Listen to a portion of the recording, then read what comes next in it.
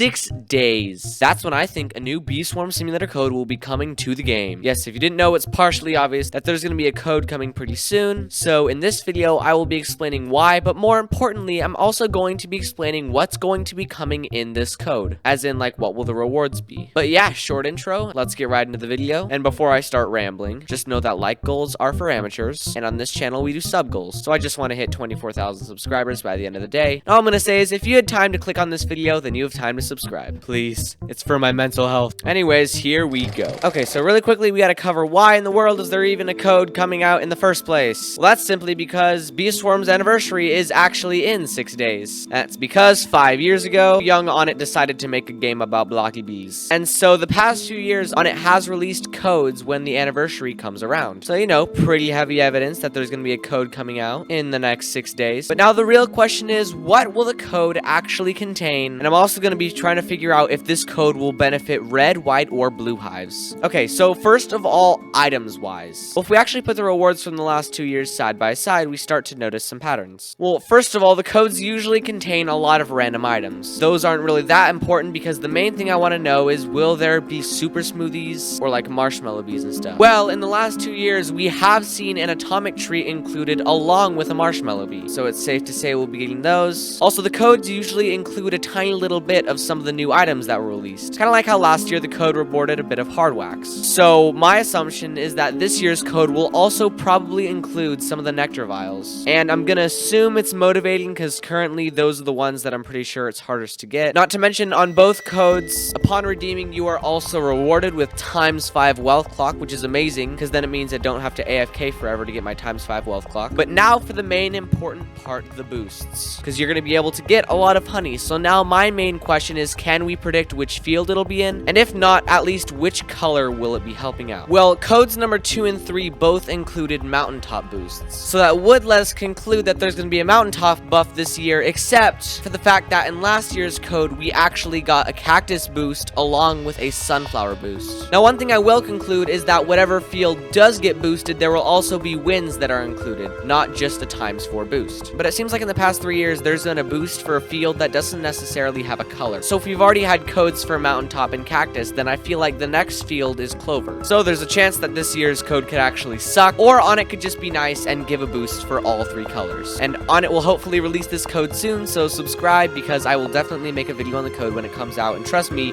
you don't want to miss it.